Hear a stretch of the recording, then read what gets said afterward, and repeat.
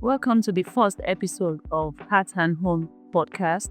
I'm Motunrayo Akinola, and I'm excited to begin this journey with you. The Heart and Home podcast is to strengthen relationship, build our faith, and stronger work as couples together. And I'm here with some wonderful people, Layo and Nike Awojobi. They are relationship coach. They are into building relationship and counseling and therapy. They have a 7-year going platform called the Relationship Workroom. And it's going to be a wonderful journey in this few minutes conversation. Also with me is Damilola Omola. She's a wonderful friend and sister. She is a parenting coach and she has been a wonderful person too in helping to have good parenting seated in our home. So right about now, we can start with the topic we have for today, sustaining a spark in a relationship. It's a very necessary thing to look into as couples, even an individual wife, husband. How do we sustain that spark? We don't just want to, I've been married for 7-10 years and then girls are like, no, you need to sustain that spark. So, in a relationship, we don't want it to be boring. We don't want it to just be like, oh, now I'm married. Let the woman just be. Let the wife take care. Let the children just be. Everybody has to be in that space of the family and be fulfilled and enjoy intimacy, enjoy love. That's the essence of existing. Right? I want to say that because family is like the bedrock to every other organization. And so I don't want to leave out my spouse. I want to leave out my children. For this episode, we'll be focusing on the couple. How do you sustain that spark with your wife, with your husband, So now I'll be having this conversation with Dami as well. So I'll just like us to start with, how do we identify my spouse spark? Is a thing to identify and also want to embrace it as a partner, because without that, it will be a struggle, it will be, a chaotic thing. So how do I identify, or let's say, how do we appreciate my spouse spark? And let me start with there. Thank you so much, madam. It's such a privilege and a joy to be here. So John Gottman of the Gottman Institute has a one of his paradigms. There's a concept called the love map concept. Okay, love map concept is basically about, we're talking here about how to find the spark in your spouse. Okay, the love map concept says that if I was on a journey and I didn't know where I was headed, the way to make the vacation is to get a map and I'll follow the map. Okay, so that concept says that there is a destination on the inside of your spouse. The spark is there, right? That thing that makes them, excited. That thing that makes them respond to you. Okay, you have to create a map in the heart of your spouse to locate that thing. How does that happen?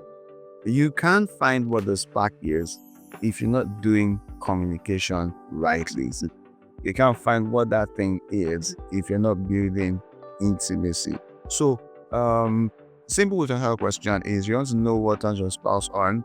Ask questions. Exactly. Ask questions, So whether we're going to be able to ask those questions and get the right answers is a fair conversation. Some couples, while even in the course of asking questions, a fight can play. And give me GC. So I said that to say that finding the spark can be a secondary thing, right? If you take care of the things that kill the spark in the first place. When we were dating, there was a spark. We didn't have to work to find a spark. GC. The reason why I married my wife was because there was a time she was the most important woman, and she still is the most important woman in the world for me, right? But before I got married to her, she was the most important one in the world. There was something that made her so. Right? I admired her. Then we got into marriage, we began to have issues, and then I now had to go and start learning to fight this back again. So Lost what found. they are not be found. So what I'm trying to say is this: for most couples that are now married, the truth is this: there was always a spark. Yes. A couple of things happened. The attraction. Exactly. They lost the spark. Like stress, life happens, children, and then Healed. yeah. So it's a couple of things. One of the things you want to do is you want to walk back to where you were before life. Yeah. And looking at this season of Valentine, love and faith, I believe that sustaining your spark and building between you and your husband should not just be because it's Valentine or because she did well, because she did your laundry, this and that. It should be a selfless thing, intentional about it. Because if your spouse is not at peace, the home is not at peace, you're not harming each other, there's no spark, there is just, it would, I believe it will affect any other Me. health and the life. And like you rightly said, communication is very key. And whatever level you are as a partner, your level of communication can always, learn to improve that kind.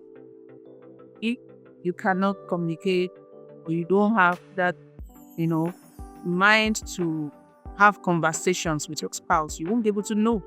And you won't be able to know as spark, so to say. And another thing, a spark today or a spark 10 years can be different from communication is essential day in, day out for you to know what applies now to my woman that now has 3 or 4 children, or what applies now to my husband that now has like 3, 4 businesses managing and all that. Journey requires this conversation, the communication for you to know what applied to your spouse. Danny, you have something?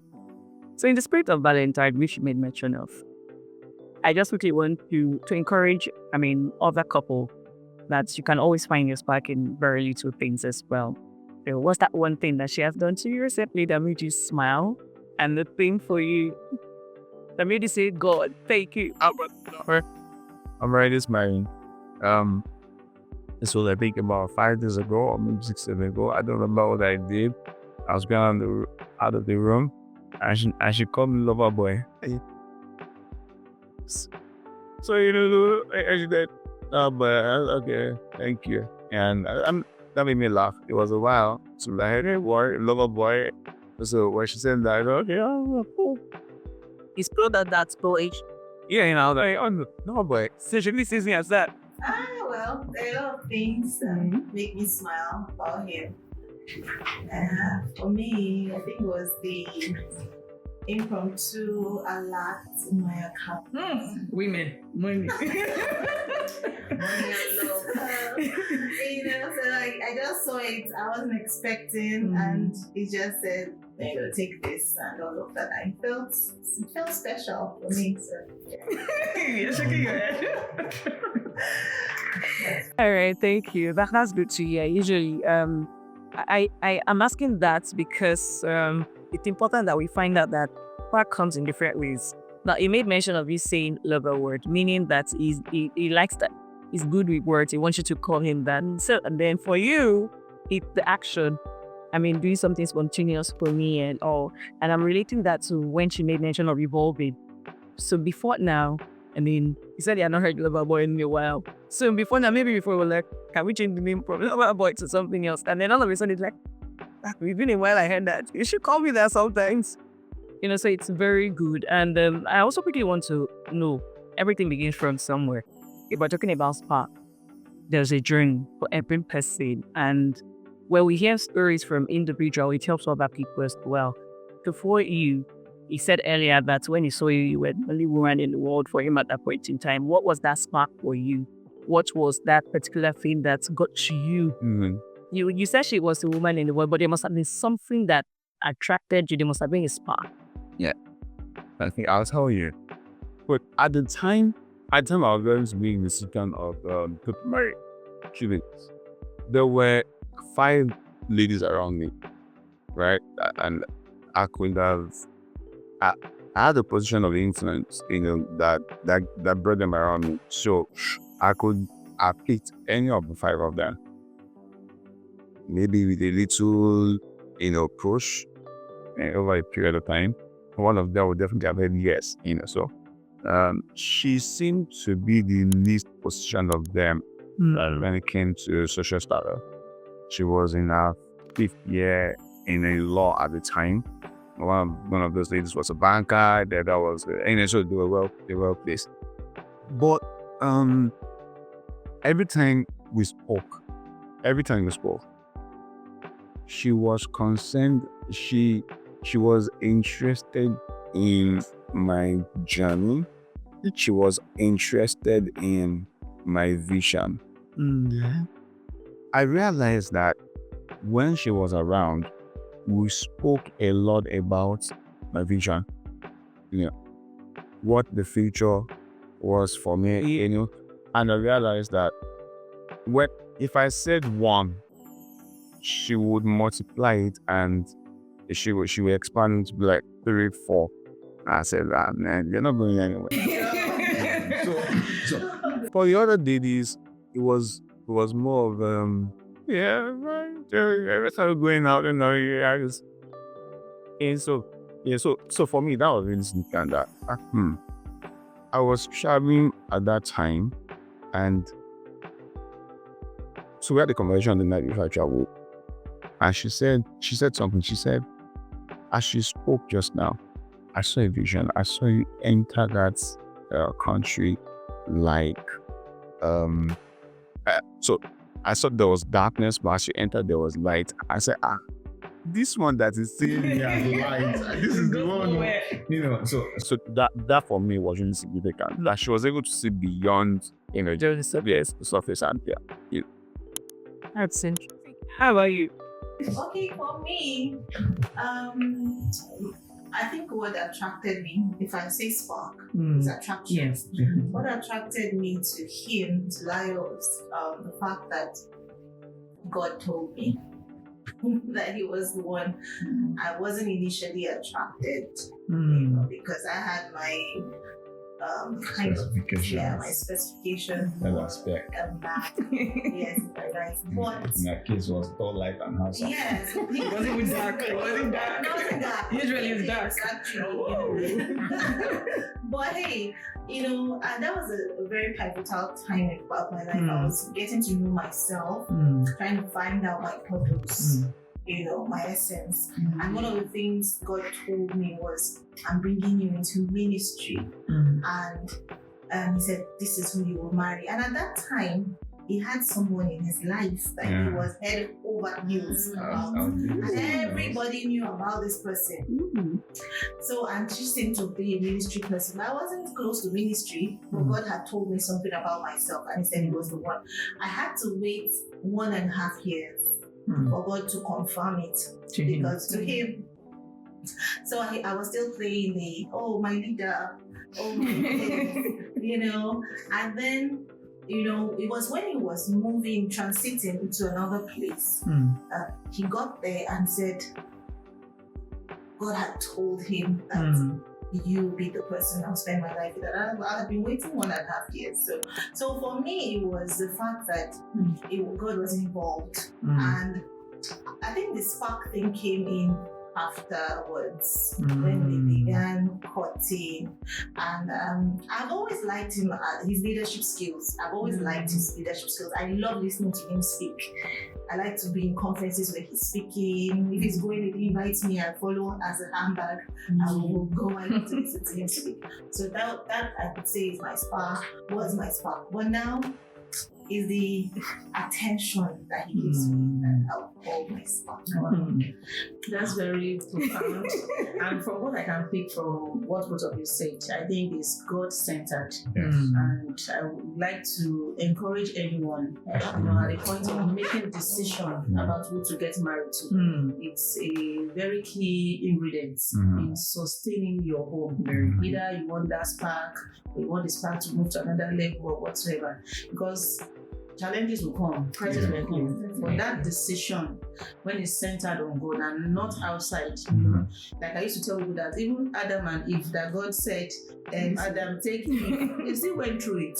So if you truly want that spark in your home, the God factor must not be negotiated. I remember one of my aunties, she went through a serious challenge. In fact, we were taking her from one church to the other. She wasn't in her right mind. But she said after she became okay, what she said was she was telling God, you said yes. That was what she was saying in her mind. And so the God factor must not be compromised. It will help to sustain your home and the rest. So again is I was talking about discovering. So now, how do I maintain my spouse's spark, so to say, the thing that triggers your wife or your husband? Do we just want to say that, we've been 10 years, maybe it's getting boring, so to say? How do I spice up that tantalizing experience that you had when you were dating, buying her gift, taking her out, but now I'm very busy, I have to work and maintain the home and so many other things. How do we still make sure we find time, put time out, to make sure that those things doesn't just die off, and we don't lose our joy, excitement in their own. Okay. Okay, all right. So, let me start this way. This morning I was watching TV, and I heard someone say that he saw his father in his dying moment, and that at that time of his life, the most important thing to him was not his property or his achievements. The most important thing to him was his wife, his children, the dearest people to him. So, if we begin with that mindset from the onset, you then know that these people are priority to me. Many people in the world today have a disconnect with their parents. Okay, and the reason is this: when it was important and essential, the parents did not give adequate time to build connection with the children. The same thing with couples, right? So don't wait till your spouse is. I don't wait till so you. Why did I go this way? You will find out 50 years from now, if God keeps you alive, you find out that the spouse that you did not give attention to was really priority. You see, so that should make us be conscious now to begin to be. Now, why did I say that? See, it is work. Giving my spouse priority now is important, right? Besides, work business now. So how do you find that? How do you rediscover what it is and sustain it? Yeah. The conventions around a couple of things. We're talking about intimacy, right? Intimacy is on different levels. So there's talk intimacy, there's intellectual intimacy, there's emotional intimacy, there's physical, and all of those levels of intimacy. Some people don't even understand why they should find their spouse back. Jesus, so people don't even. I mean, so yes, people like this, and this one's going. But what am I doing? Yeah, I'm married already. Yeah. But if you understand that, I'm saying, let me ask you, how many hugs does a woman need a day? Be okay. And a human being needs You did that study. 12, 12 good. months. So so many people are not okay. Oh. Let's think about it. So if you haven't gotten a hug today, you're not okay. Right? That's what psychology says. You Yeah. can't do less than 4 hugs. You must do 4 hugs to be fine. At most. Yes, at least. At least. So think about it. Many people in marriage, their spouse is not fine. So imagine that there's some married people who haven't gotten a hug in 5 years. I was working with a client and I asked her, I said, did you ever see your father kiss your mother? She said no. Her father is 75, her mother is 70. She has never seen them kiss. So it tells you why she's in therapy. You know, she's afraid of the kind of marriage she's gonna have. So why should you find the spark? You want to help your partner be healthy. Yes, emotionally healthy. Emotionally healthy, you know. So because if you know what's the spark is what really makes your partner feel loved. Yes, connected. See, feel connected. So if your spouse has a need, a longing, and that longing is not being met, understand this: energy is never wasted. Energy will be converted to something else. So if you don't invest energy in your relationship, that energy will be invested outside the relationship. So let me just say this. If your spouse is not telling you the tough things, the difficult things, that's because they are telling somebody. So because that energy will ultimately go somewhere. You know, so how do you find that spark? Ask questions again, talk, ask questions, stop again. Allow your spouse to be vulnerable with you. Let your spouse be able to tell you anything. You should not be afraid to. Okay, you want to say something? Yeah, I just wanted to add that, sustaining that spark when you have found it is very important. It will mean that you are intentional about your spouse. You are careful to understand what this person needs. We're talking about the love language. Like most couples, I believe, they tend to interact with their spouse with their own love language, not the other's love language. Like for my husband, his love language is words of affirmation. You tell him his wristwatch is lovely, he will ask you 10 times, really, you really like it? Maybe you really 10 times. yeah, but so when I give him a gift, he'll like it for a bit and put it aside. My love language is quality time. I like quality time. I'm not so much of a, huggy and all of that, but quality time. So if I now tend to be coming around and saying, let's spend time, let's sit together, I might not be, satisfying that need. But if I come and say, wow, you spoke so well at that conference. I mean, can you repeat the things you said? I really want to learn again here. So what I'm trying to say right now is that, couples should learn to understand each other's love. Aside from that, and sustaining your spark, plan to hang out together. Spend quality time, go out, update intentionally with no interruptions. We have a time when your children are not involved, just me and you, without phones. Things like that are very important. So those are some things. And can I add some quickly? Just very briefly. Some couples may have to go to therapy, and I'll tell you why. Some couples are deeply hurt, and so there are layers and layers of unforgiveness. Right? You can't find any spark in that kind of relationship. At least you put up in place yesterday also. Yeah, it's very key. And like Nick said, to date yourself over and over. Okay, I would like to add to what Nick said about this thing. Date yourself over and over again. That's how you can, keep that spark on. Like I read from somewhere recently about the 7-7 principles. 7 days. What are you going to do for your spouse in these 7 days?